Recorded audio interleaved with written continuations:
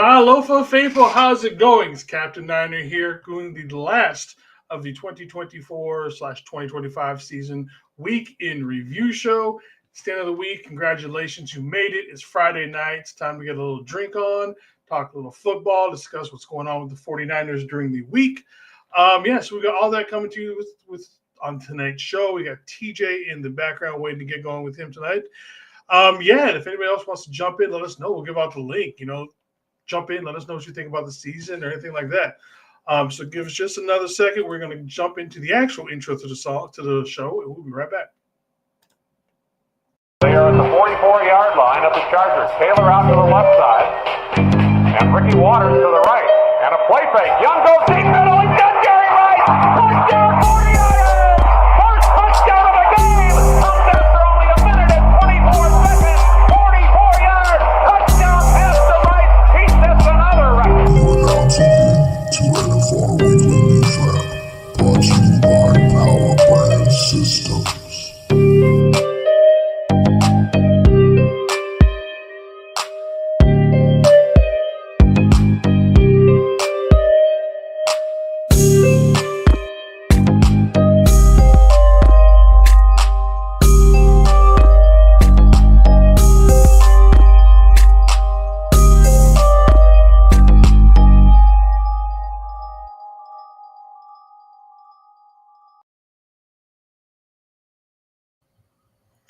How's it, Mauso? What's up, brother? What's up, brother? Chilling. I can't believe it's finally here. I was just tripping out about I was talking and on the first, I was making the I hadn't done that since last year joke and everything like that. That was pretty good one, I'm not gonna lie. Yeah. And so when I went and I said goodbye to everybody, my little crew I watched the games with and everything like that, it was like, all right, see y'all next year, be safe, and everything like that. And I started thinking, I was like, holy shit, bro, we're gonna be basically like the concept in my head of how far September is, or at the very least August is. The concept of how much shit really has to happen, until we're basically able to, see this football team rocking and rolling again. We're usually in this for another 4 to 5 weeks. You know what I mean? Month, so so it's only about 6 months. Yeah, but I'm talking about usually, because we're going deep into playoff runs and all that kind of stuff.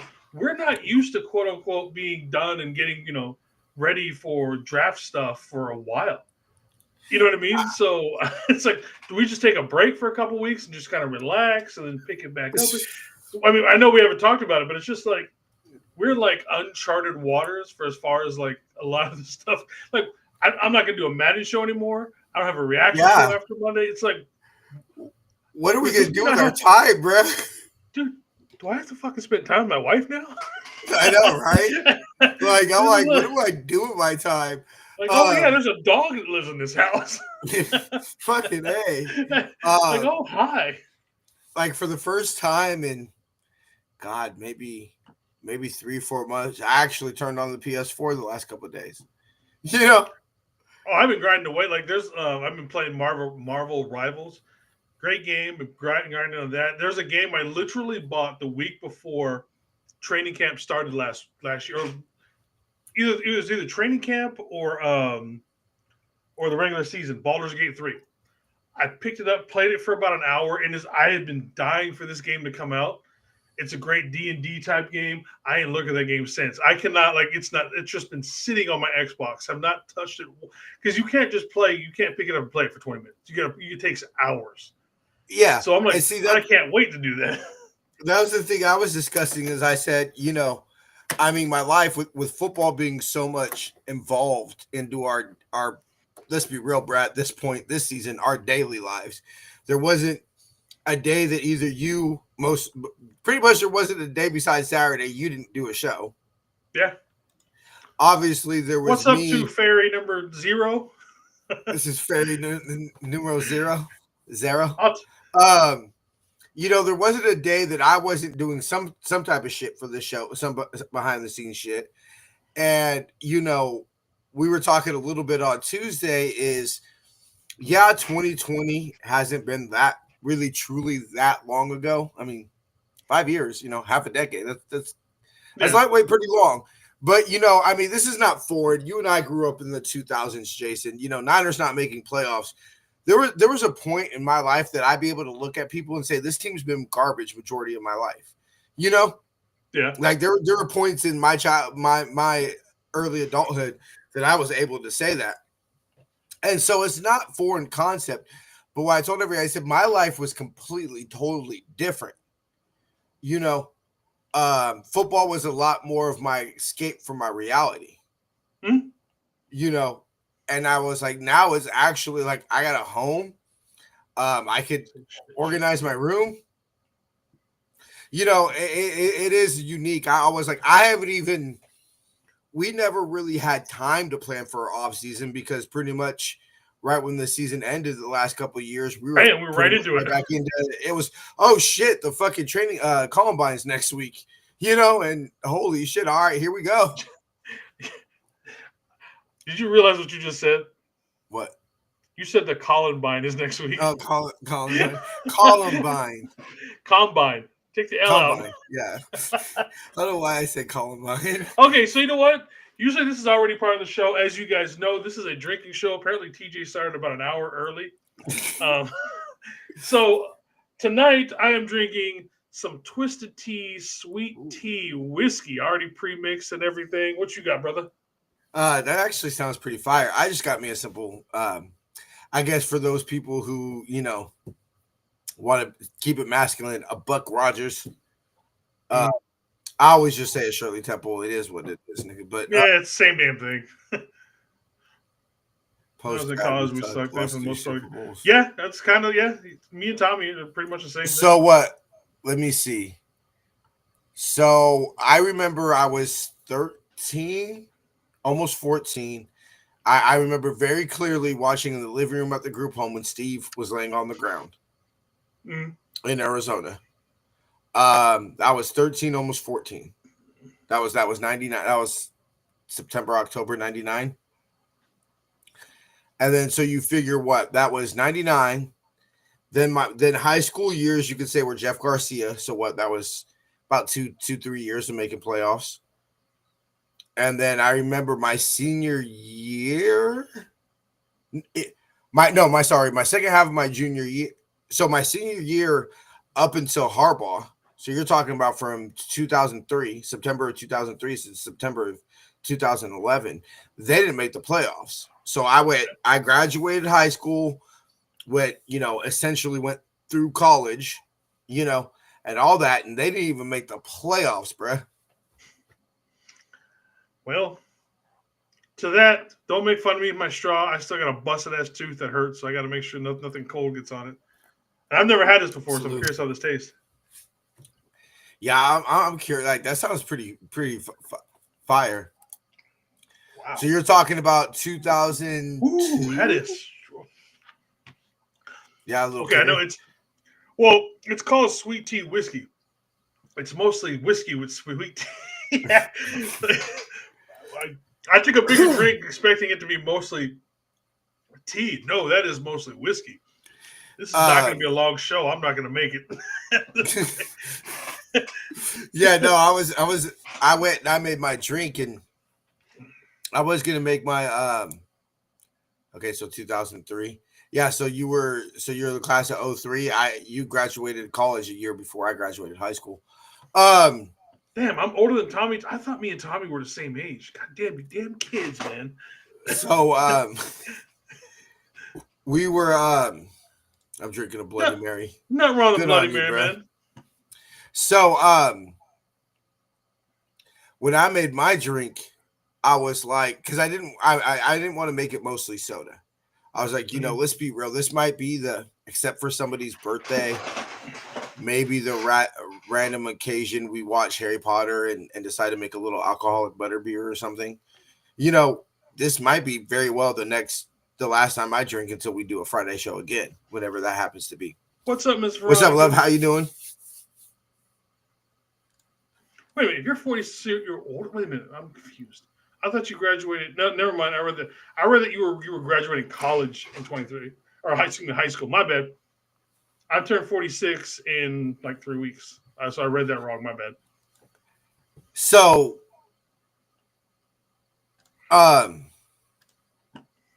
yeah. Anyway, what's cracking?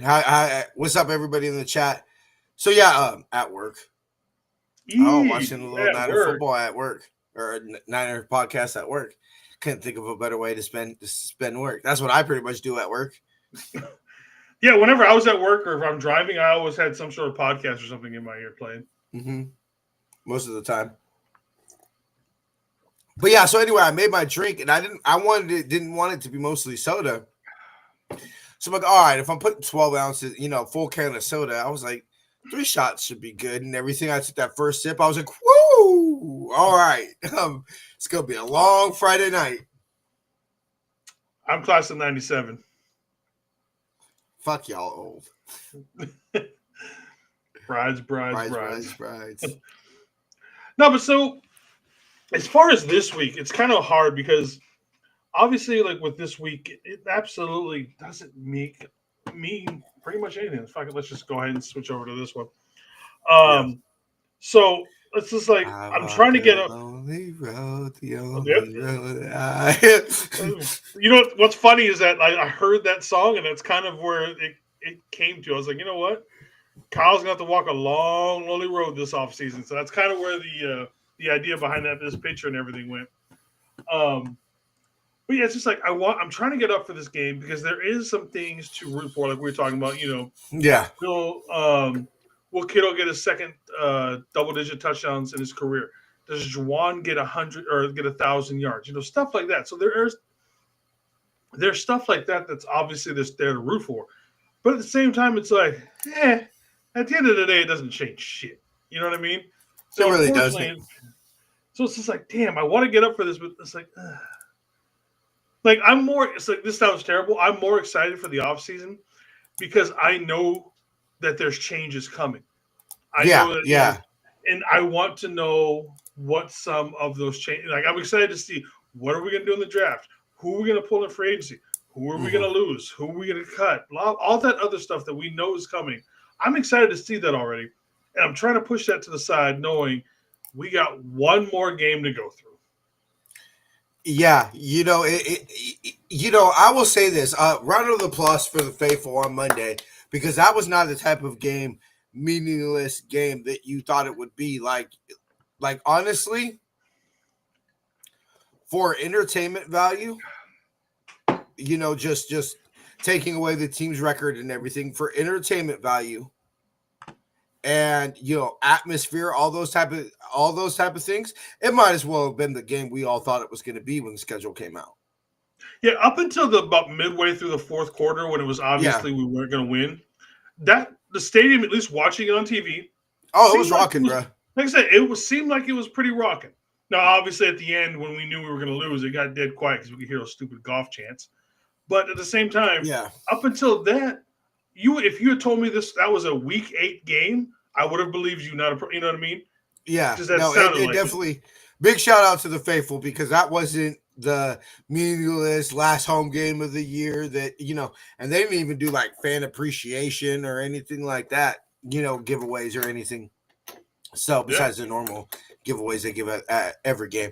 So big shout out to the faithful. But yeah, Jason, I mean, am I going to watch this game? Of course, because obviously, we do the podcast and everything like that. And, I remember, I want to say it was 2000, the end of the 2004 season. We played the Patriots the last game. And I ended up sleeping through like, my alarm didn't wake me up, and I ended up sleeping through to like halfway till the third quarter. Right. And I remember it was a shitty season. We didn't make the playoffs, obviously. So I remember, that season, I was extra itching for Niner football. So why am I going to watch this game and enjoy it? Because it's the last time I get to see my football team on the field until basically we're starting to, think about Christmas shopping and shit, It's going to be a while. Like we got no meaningful football for what's going to feel like forever. I mean, we're going to have a few high points. Forever. Right? Obviously, we're going to have OTAs. We're going to have the draft. Stuff like that. But other than that, there's not going to be, when the opening of free agency. Other than that, we ain't got a whole lot to look for. There's just going to be some serious dead time. It's going to be like it's going to be chunks. So you're going to have that initial chunk of, like from let's say Tuesday, after the show till about around my birthday, we're not really going to have shit. Yeah, looking forward to free agency. Obviously, not this coming up Tuesday, but the Tuesday after is when we're going to do our 24 season recap. So we're going to have, and then it's a big rush of free agency. You'll have about a week or two of that. And then it's pretty much just trying to kill time until the draft. And then you'll literally have a whole weekend of the draft. And which we will be live once again for the entire draft. We'll be live doing that. We'll figure it out. I don't know if I can host it. I think my computer's still suffering from that. Your computer went to shit afterwards, man. Oh my god, bro. Well, unfortunately I couldn't be there the whole time I know it sucks because it was kind of my idea. But then I forgot about something that I pre-planned, and the wife reminded me. I was like, "Oh shit, I fucking planned this. These guys got to do it." So as far as this year goes, as long as work doesn't change, depending on what kind of job I'm getting here shortly, hopefully, the situation. Yeah. So as long as that, and even if I have to take some PTO, I plan on being on Thursday through the weekend, kind of thing. So. Yeah, we'll that's one of the things we'll talk about, at our meeting, bro. I want to have individual meetings with y'all, and then obviously the big group meeting. But anyway, we'll talk about that later. Because we got the slides, but it'll all make sense. I thought we were going to start the slides earlier, and we didn't. That's why. Yeah. So anyway, it'll come at little spurts. The season is just one big long thing every week, 24/7. Surrounding you. You can see in the off season. In the off season, it spurts. You get a little bit in March. You get a little bit in April. You get a little bit in May, and then pretty much from pretty much once the schedule comes out, you don't get jack shit until training camp. Yeah, there's so it's little spurts. It's almost like a little taste, just a little taste here, a little taste there, kind of thing. Anyway, let's get the slides cracking. Give the people what they want. Tommy, do we have your permission to go to the smaller? Yeah. Let us know in chat, Tommy. Do you have permission? Do you have the permission to do this?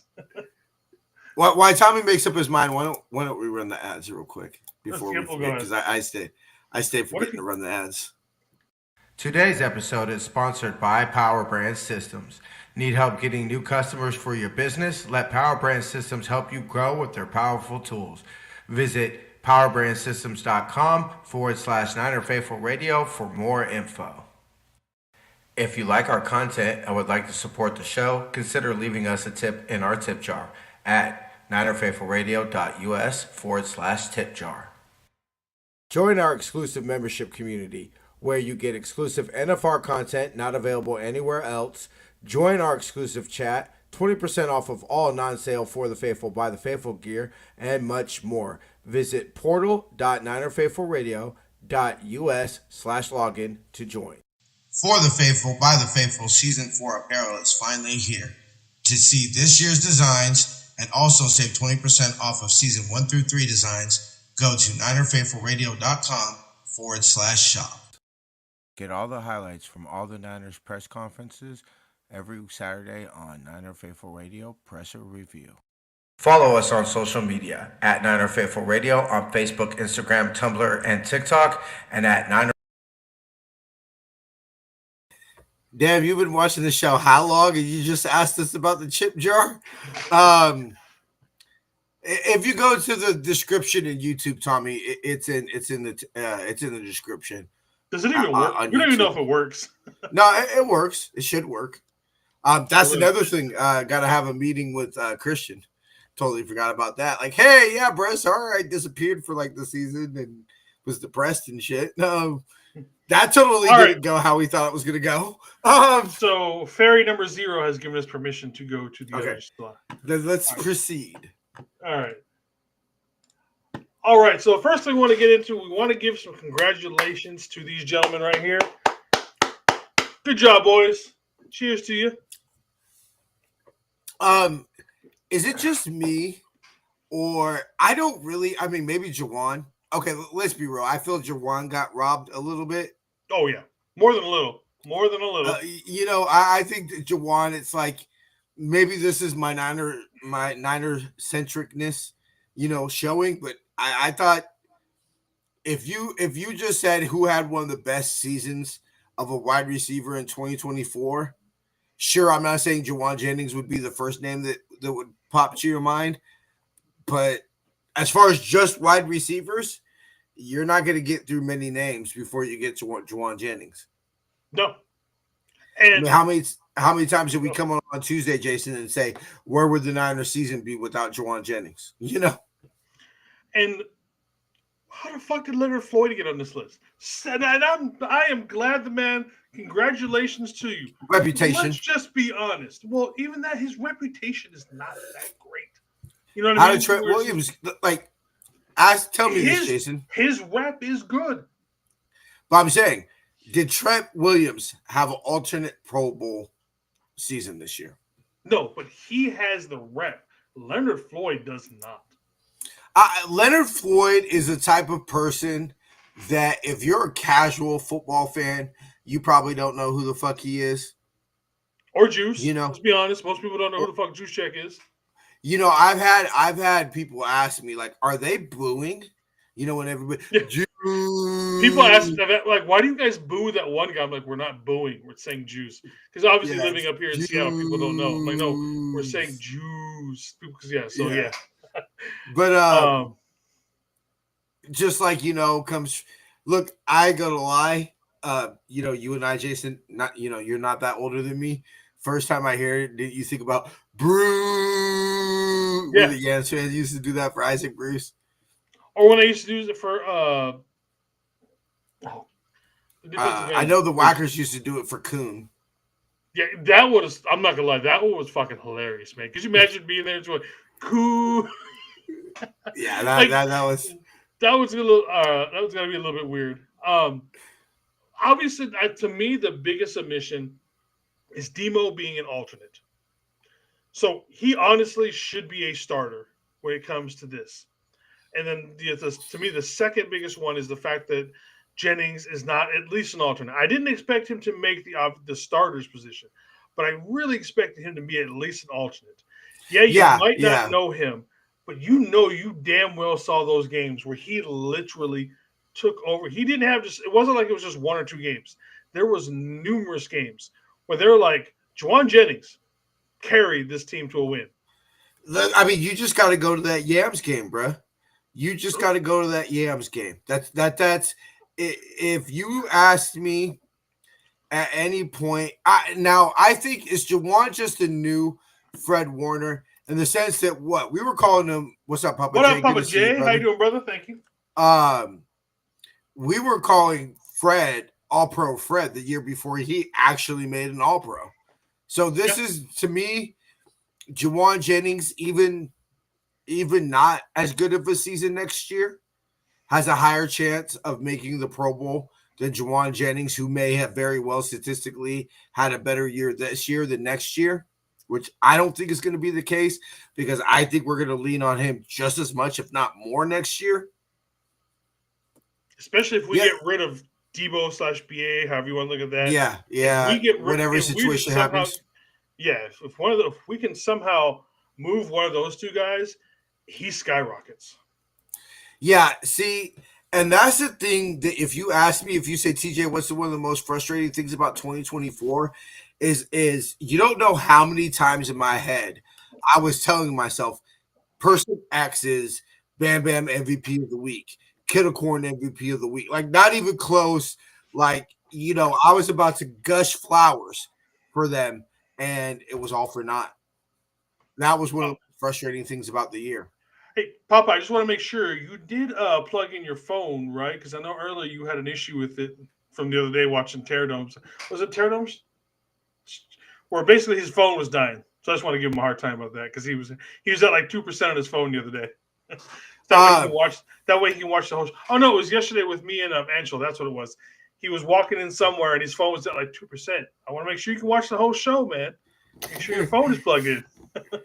A big shout out. I seen a lot of y'all on. And this is one of the things. Leonard Floyd, a sack and a half away from however many years it is in a row with double-digit sacks. Big shout out to everybody. I seen a lot of y'all in Chapman's mock draft yesterday. I don't really comment on videos too much, but I was watching that, kind of starting to get my draft prep a little early this year for obvious reasons. So I was watching Chapman. I actually kind of really like this draft. As far as y'all know, for those who have been through this show enough times during the draft, y'all know I'm not so much fixated on players unless it's Jaden Hicks. I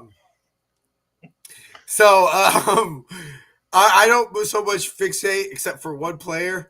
I'm more like look at the positions and did we address the positions is essentially how I judge drafts. But actually a big shout out to Chapman. Hopefully we'll be able to get him on this year. Not during the draft, obviously not. But I walked down to the Walgreens, picked up a charger. I'm out of town at the moment. All right, bro. Just want to make sure, brother. make sure to get that shit plugged in, bro. Yeah, I think were you talking about the one where he drafted the defensive tackle first because he was trying not to do Kelvin? Yeah. I think it was yesterday. Yeah, I watched that one this morning when I was. I like the double dipping of tackles and anyway, big shout out to all the Niners. Am I going to watch the Pro Bowl? No. Do I really care about the Pro Bowl? No, because the way I look at it is most years, especially like last year I gave absolutely two shits about the Pro Bowl. Why? Because I was like, I hope no Niners are playing in it. Next year, I hope 0 Niners make the play in the Pro Bowl because we're at Levi Stadium playing. Yep, we're home looking for number 6. Yeah, exactly. I give a fuck less about the Pro Bowl. All Pro, I'll give you all Pro. All Pro means something. But Pro Bowl?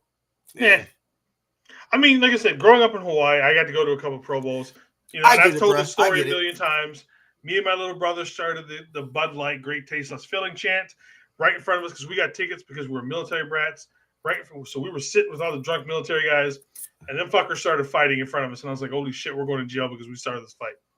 I'm going to tell that story every year just because it was funnier than shit.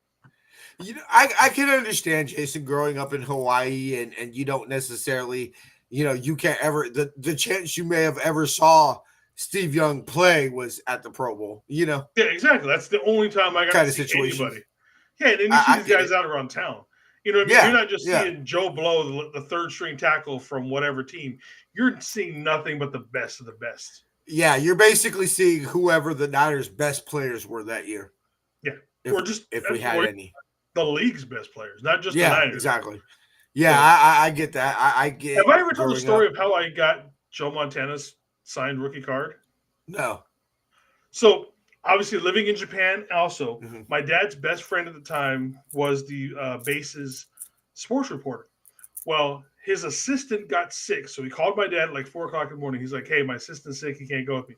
Does your boy want to go with me to?" This is the time when Joe Montana was playing for the Chiefs. It was the Chiefs and Vikings in the Japan Bowl. And so he was like, "Hey, does your boy want to go with me? He's basically just going to carry my shit all day." And I woke up instantly. I was like, "Yes, let's go." So at the time, I had my Joe Montana card. I grabbed my Joe Montana card, put it in my bag, and I was like, just in case I meet Joe. So as I'm walking out the door, I grab my hat that says Samoan Power on it. We're getting out there, and y'all remember the Chiefs, Dan Salamua, great defensive tackle for the Chiefs back in the day. I see Joe on the bus sit down. I'm like, oh, man, I'm not going to get a chance for him to sign this card. Well, Dan Salamua walks up to me, and he's like, "Hey, Oos." I was like, "What up, brother?" He's like, he looks at me, you see me, it just looks like a plain white guy. He's like, "What you doing with that Samoan Power hat?" So I started talking to him Samoan. He's like, "Oh, shit." He's like, "All right, man, what do I got to do to get that hat from you?" So I pulled my card out, Joe Montana signed rookie card. I was like, "You get Joe to sign this card. This hat is yours." He's like, all right, bro, give me the card. So I give him the card, and I'm watching him get on the bus, and he goes up to Joe Montana. Joe Montana's sitting next to the window. Joe looks down at me, goes, I see him pull it out of the sleeve, all nice. He signs it, he puts it back in, all nice, and I'm just like, and then so Dan Samuel comes out, and he's handing me this card. Obviously, it's a signed fucking Joe Montana card. I'm not taking my hat off. So That's that dope. that is how I have my just signed Joe Montana card. It sits in the safe deposit box. I haven't even looked at it. Oh in like yeah, a yeah, whole yeah. I year. wouldn't ever. It does not sit in my house. Yeah, no. Like I said, it is very well protected. So that's my story and how I got a signed Joe Montana card. You know, I never had anything. I've told all the stories I have like that on air and everything like that. But that's why if somebody asked me, if you offered me right now, if you said, "Hey T, I got this signed Jerry hat. Do you want it?" I mean, you know, like if you want to send it to me, bro, cool, like whatever. Like, so my girl's mom works at or used to work at Pet Food Express in the same Pet Food Express Jerry shops at. So Jerry's, I've told the story before. Yeah, Papa Jay, that is freaking cool. So she's had Jerry's let her wear his Hall of Fame ring before and everything like that. Like if she walked home tonight and I woke up in the morning and there was a signed Niner hat, you know, from Jerry Rice, would I tell her to take it back? No. Thank you. But the story that you have of, hey, this is how I got my Joe Montana signed card is way better than if I were just going to ship you. Like I had an ex whose husband was a mail carrier in Santa Clara, and he delivered to the Niners facility. And he delivered to the Niners facility. And I guess on some fluke shit one time, Joe happened to be leaving the facility early or whatever, but he was delivering his route and he's seen Joe, who was my ex's favorite player. He seen Joe, and on that sports page happened to be Joe happened to be in that like one of the pages of that sports page today. So he pulled up to Joe, asked him, he goes, "Hey, you know, my wife's a diehard Niner fan. She loves you and everything like that. Would you mind signing in the newspaper for her?" And so she has Joe's signature, right? I said, "See, like, I don't want to get an autograph for president or whatever. The stories behind, you know, oh, I had to give up my Samoan Power hat. Oh, my husband was a carrier. One time Cedric Hardman did a abused women or abused children seminar, and obviously they introduced him as former 49er Cedric Hardman. And my group home, my social worker knew I was a diehard Niner fan, so she got the autograph for me and had him come down and meet me and everything like that. And it was super cool. I had no idea who the fuck he was. That's actually because of this situation. It's actually how I learned who Cedric Hardman was. You know, but like if somebody would have just bought that autograph for me from a sports store, I'd rather have the story behind. Like that's what makes autographs to me cool. It's the story behind it versus, oh, I bought it at a fucking sports store, you know? Yeah, like I've got a bunch of like one of my coolest pictures that I have is me and my wife Deb with Richard Dean Anderson and Amanda Tapping. I don't know if you guys know who that is. Just look up Stargate, one of the greatest sci-fi shows of all time. Okay, I know Stargate, but yeah. So I mean, you know, while I love that thing, it was a setup thing. It's like, okay, you know, you just come up there and they just kind of push us through.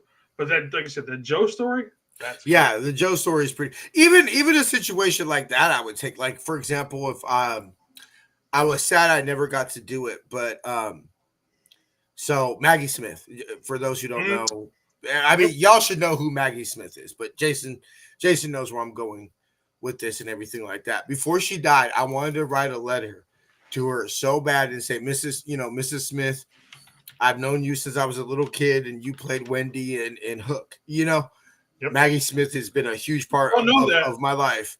My favorite role is as the Dowager in Downton Abbey. It's not even as Professor McGonagall, which Maggie Smith is Professor McGonagall, but my favorite role that she's actually played in is the Dowager from Downton Abbey.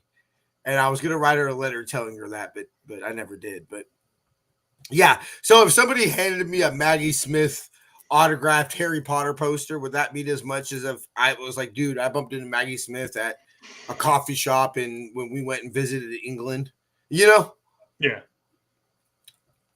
So yeah, I definitely understand the appreciation of that autograph, like my Jimmy autograph, and I said, what do you think about the nickname Jimmy G Cool? And he says, what do you think about it? And I said, I think it's the best damn nickname in the league. And he gave me a week. Or my autograph Kittlecorn box, and the story behind that's why I called him Kittlecorn, Forgot about that one. Yeah. So don't sing your Jimmy song. I swear to God, if you sing Jimmy, I will kick you off this show so damn fast. Oh, bro! I hate it every damn time you say this. Memories. The memories. I want football to be like soccer in England so bad, bro. Oh yeah, it's not going to, but it would be nice. Oh, you don't even know how bad. Like, I follow this this Instagram page. It's called FC Fan Chants, and it's all the different chants that fans do at soccer games and stuff like that. And, like, I get all so hyped and just like, oh babe, I want to go see soccer in England so bad. Like, these are my people. Jimmy loves the 10. This is Jason loves the 10. No. Or Jason loves the 10. My bad. I don't love anybody who wears that. I don't give a damn what jersey. That jersey needs to be burned and never put on the field. Yeah. Number 10 is yeah. All right, transactions. So obviously yesterday we signed defensive lineman Teron Jackson to the practice squad.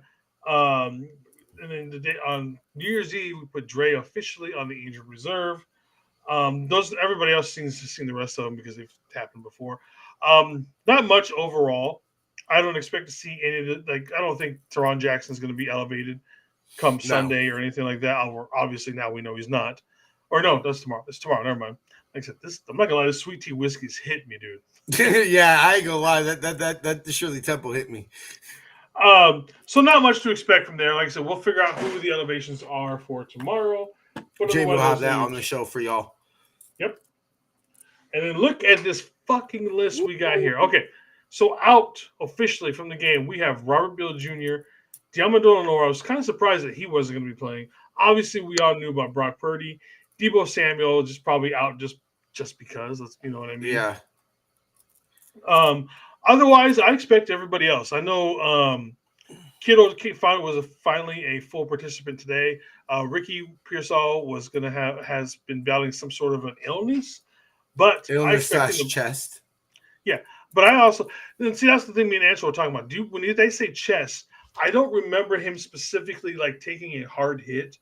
Like, like he maybe has like a bruised rib or anything like that. So I don't remember a hit like that from Monday night. So do you think that's related to the gunshot wound? Something wrong with that? Anytime you see chest on Ricky Pearsall, assume until otherwise told so that it's the fact that the man got fucking shot in his chest. Yep. I mean, like, let's be real. Has Ricky Pearsall, I think, we may never find out, but I'd be curious on how many like CMC, for example. If you told me CMC was just never like we say all the time on the show, Jason, you're gonna have to play hurt, but you can't play injured. And we come to find out like no, CMC was playing hurt. It was just like he was good enough to go, but no, CMC was not healthy, at all during the year. Deebo wasn't healthy at all during the year. Ricky Pearsall wasn't. I forgot about the pneumonia shit with Deebo. Yeah, I totally did too. Because that was how long ago? It felt like ages ago about the whole pneumonia issue. Nick Bosa. Yeah, no, it felt What's like up, Mr. Kenny? How you doing, brother? What's up, Kenny? Good to see you, bro. But yeah, so that's that. Yeah, that's just. But then again, DFF is doubtful. Yeah, this is not abnormal for us for the entire season. This has been our season. The whole there's actually more people ready to go now than there was at certain points during the season. Okay, so I'm gonna pull this up right now. I was waiting for this. Okay, so just I'm gonna list some of these players right now, Jason. You tell me, best player and everything like that. Christian McCaffrey, one of our best players, right? Obviously, no question and everything like that. Last year, wow, he's not even registering on this for this year. That's crazy. Four games. CMC last year. What the fuck? Okay, never mind. This thing is totally retarded. It's not showing me games played. Anyway, like you said, this is normal for us this year, bro, which is you can definitely attribute to, like, we never saw the Niners that lined up in overtime at the Super Bowl in 2024. We never saw that team at one point this season. Nope. Not we one never team. got to We see did the not totality. see. We did not see Death Star was not that full power at all during the entire season. Nope. Not one point did we see the team that we expected to see rolling into 2024. Not at one point. And I think that's why you see a 6-10 record right now. Go ahead, bro, my man. Yep, no, you're good. And obviously, they do have some people who are questionable. Only Kicker. one out. Yeah, the kicker out. I mean, otherwise, a decently healthy team. All right, we know the coaching staff. Again, this is just a repeat from earlier. I don't think Jonathan Gannon is going to be fired this year. But, I mean, if there's people who think that Kyle should be on the hot seat, this guy's 11-22. And they're not nearly as bad up on him as they are on Kyle. Maybe that's honestly because they don't have the fans that we do. But, yeah, it seems like Kyle is on much more of a hot seat than Gannon is. And also, the fact is that what is concerning to me, if I was a Cardinals fan, is the collapse that the team has showed under his regime.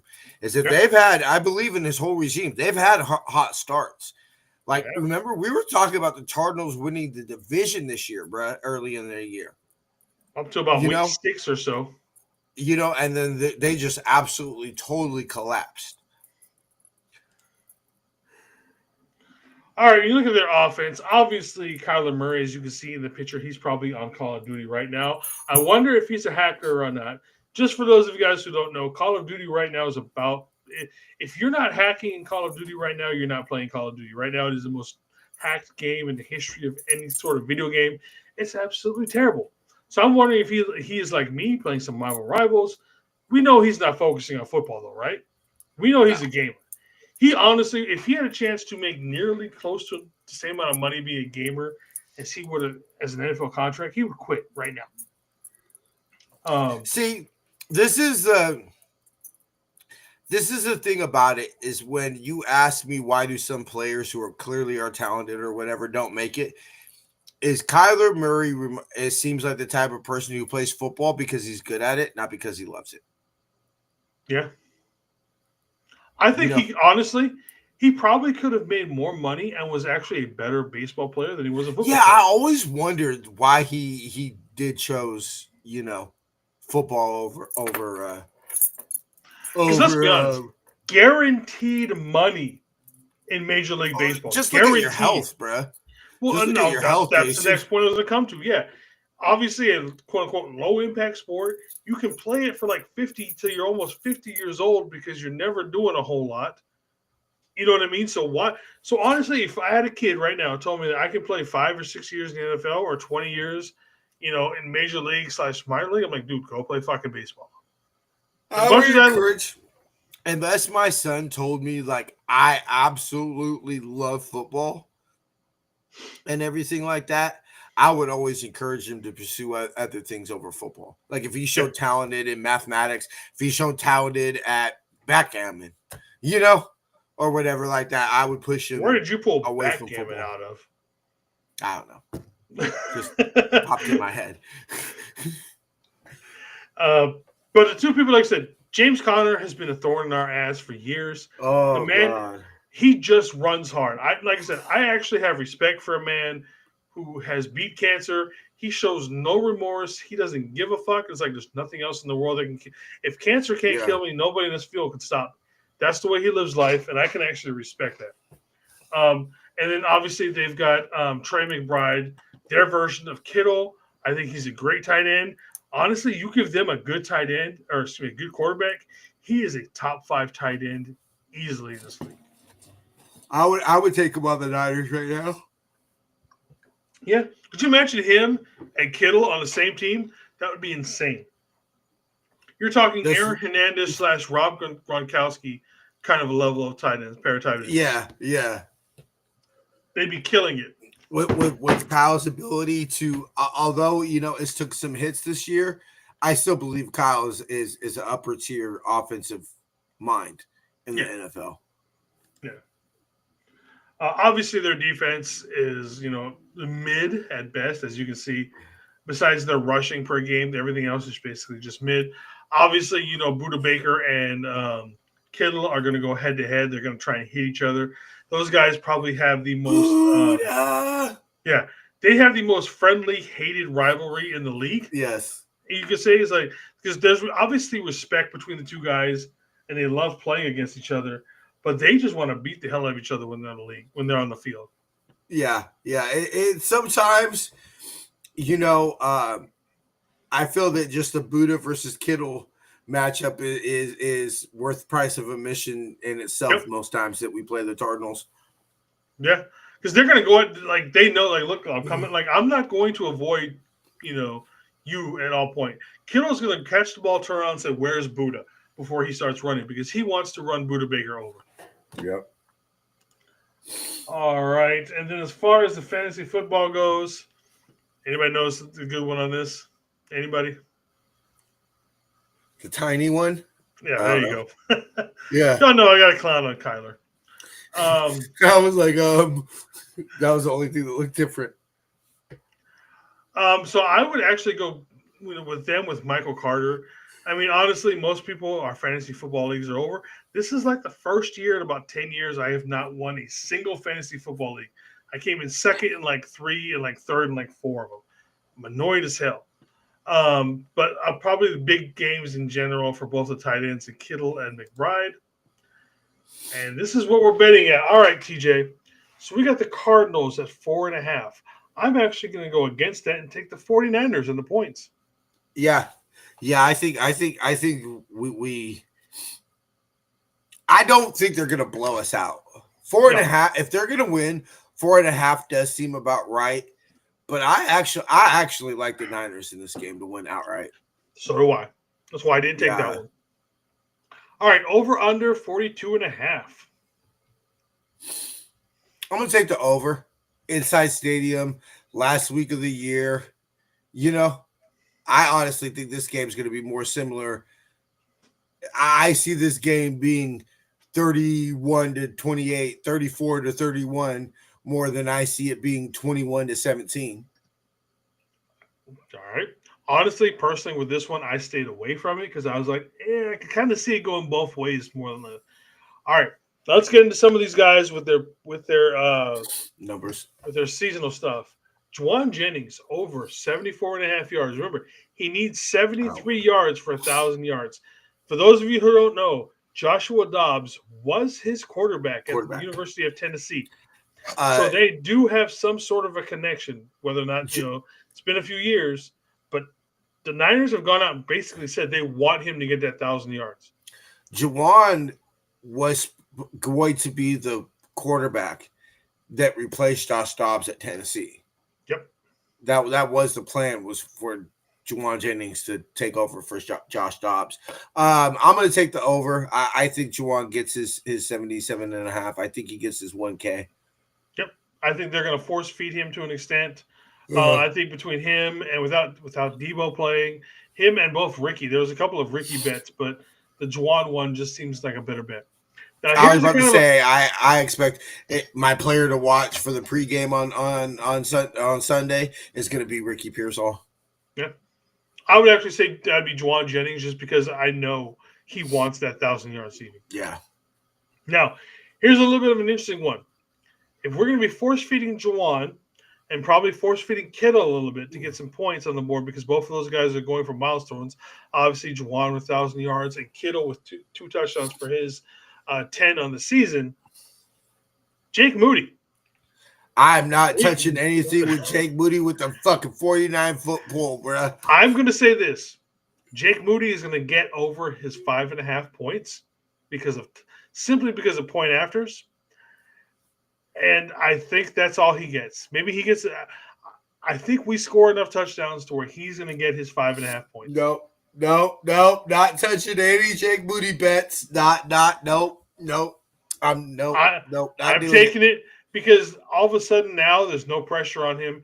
He almost knows he's gone coming into next season, let's be honest. And when is Jake Moody at his best? When there's nothing on the line. Watch, he's going to come out be like 6-6 on extra points and like 4-4 on field goals and Buddha 60. That's what I'm telling you. He is at his best when there is absolutely nothing on the line. With this game, there is nothing on the line. JJ definitely. Yeah, I think the one that's most obvious, or not shouldn't say most obvious, is Juwan. Yeah. But yeah, so I'm definitely taking the Niners plus the points. Yep. So yeah, that's pretty much it. We're not doing the fans of the. Oh. We're not doing the fans because we did it earlier. And honestly, it took me a while to find fans of the Cardinals.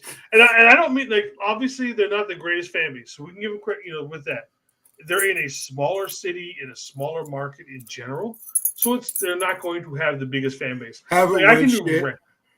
Yeah, like any team from New York, I could go for days and days and days. It's fucking New York, Chicago, Detroit, LA. Those big city teams, I could do them all year long without a problem. I don't know what to think about Moody. Like I said, I'm thinking it just. Think about how he's not going to be our problem come next August. No. But yeah, so that's it, ladies and gentlemen. On Tuesday's show, I'll have some questions for the offseason and everything like that, regarding Jake Moody and a few other things. But yeah, been a hell of a year, bruh. You were talking about earlier, like 2024, or excuse me, 2020, and now, obviously it's 2025. Yeah. We didn't really do this show in 2024. Nope. I didn't do the Madden show. So it's like we talked about earlier, like, what are we going to do with our lives? I have no idea what I'm going to do next week. Yeah, no, it's besides the Tuesday show and everything like that. Me personally, let's be real, as CEO and everything like that, I've got to already start preparing for next year. I got slides thumbnails I got to make. I got intros I got to make, sponsors that I got to find. There's plenty of shit for me to do. But yeah, look, now that it's here, like obviously, anybody that's watching this show, Jason and I, Jamie, I feel safe for speaking for all of us at NFR. Would we rather be preparing for a playoff game next week? Of course. No, I want the off season to start. Like, you know what I'm saying? But if I remove my Niner hat and everything like that, does it feel good to refresh, come back a little bit hungrier next year, to come back and more almost like after 2020? I was just so happy to have the Niners back on TV, and be able to be at Levi's and everything like that. I think that feeling's gonna hit us quite a lot next year. Just the seeing football out of the corner of my eye and just realizing that no matter what I do, it's not going to be the Niners. Yeah. Getting the notifications from the NFL app on next Sunday, and realizing I don't give two shits about any of these notifications, It's like, the Super Bowl, we're not in the Super Bowl, we're not in the NFC Championship game. I don't give a shit. I'm still going to watch, obviously, as a fan of the game of football, I'm still going to watch all this stuff. That will not stop. I'm just not going to be as detailed into it. I've already started, like, usually I don't even look at the draft right now. I don't even have a clue. I've already started looking at the draft, but it's going to be different. But then again, definitely going to be different. it'll give us a chance and a time to reflect on a bunch of things. How well do we like putting out content? 7 days a week, pretty much. Yeah, that was. I'm not gonna lie. During the season, it makes more sense and everything like that. But I ain't gonna lie, bro. Like, Oh, I we're not didn't doing do it as during much off as season. you, but yeah, I didn't do it as much as you, bro, and everything like that. But just the every day I happen to do it, it is a drag. Was everybody tired of seeing my ugly face Monday, Tuesday, Wednesday, Wednesday, Thursday, Thursday. Well, Friday, Wednesday they didn't Sunday? necessarily see you. Yeah, but you know what I mean. Wednesday, It's but like, yeah, can I do that for another season? I don't know. We'll talk about it. You know what I mean? Can we change a few things to make it a little bit easier? We'll talk about it. yeah, helping out a lot more. Yeah. But I just Maybe want to we can add say somebody to help with some of that stuff. that I'm putting the message out to everybody. With Jason taking on more of a hosting role, we will always look for assistant social media managers. We are looking for people who to join NFR, so that way you're not just stuck with mine and Jason and Jamie's opinions every week. The same old song y'all have heard for the last 5 years. So please, if you're interested, even on the part-time role, Jason didn't start off as my co-host. Jason started off strictly as social media manager. I had to basically drag Jason to do this kicking and screaming. He did. So Not gonna lie, he did. for months, I was like, Jason, come on, bro, hop on the team. We'll find something for you to do, bro. Come on, hop on. It took a cool couple months of convincing. So I just want to say I appreciate y'all sticking with us. I know it hasn't been an easy season, but I appreciate y'all every week. I know, we're not the most popular Niner podcast out there or anything of that nature, but it does feel good knowing that every time I come on the show, I know I'm going to see some people in the chat supporting me and everything like that, no matter 100%. What. And I've always said, as long as one person is interacting and engaged and everything like that, then we will always continue, or at least I will. I can't speak for everybody else, but I will always do this. So I appreciate y'all fucking with us every single week. I got nothing but love for y'all. And we'll see you Sunday. Sunday it is. And well, obviously tomorrow we will have Jamie going over the pressers from Tuesday and today. We'll have next week, and then I'll talk to her as far as if she'll be able to do it. But we will have a Saturday show the week after the season reviewing the exit interviews and everything like that. It might not be Jamie, but so we got 2 more of the Saturday shows coming up for y'all. All right, bro. We'll see you Tuesday, or everybody will see you Sunday, but I'll see you Tuesday, bro. Indeed, brother. All right, bro. Faith, love, and happiness, y'all. All right, everybody. Again, from TJ and everybody else here at NinerFaithful Radio, we thank you for joining us on the over here at NinerFaithful Radio. I appreciate the Friday shows that we do here with everybody. I love seeing the same people, in the chat and everything like that over and over and over. Like I said, we might not have the greatest, viewership and everything, but I use this show kind of like a therapy for me in general. Shits get rough sometimes, but I love being able to talk with you guys with bullshit. Tommy with his fairy shit and all that kind of stuff. I love all that kind of stuff. It's good fun. Like I said, it's therapy for me, doing all these shows. And I can't wait to see what we continue going into the new year. We got Papa J down here. You guys do a great job. I appreciate that. Thank you very much, Papa J. So until next season, again, the weekend review show will continue up until probably about the Super Bowl or so. And then it'll probably be going on the back burner for a while. Don't know the exact extent of how things are going to change. Me and TJ still need to sit down and talk about all that, coming with off season. Because, again, it's starting really early for us compared to how it usually does. But until everything again, Jamie tomorrow, all of us on Monday with TJ at the pregame, me at halftime, Jamie at the postgame. Fafatai te lava. One love, faithful.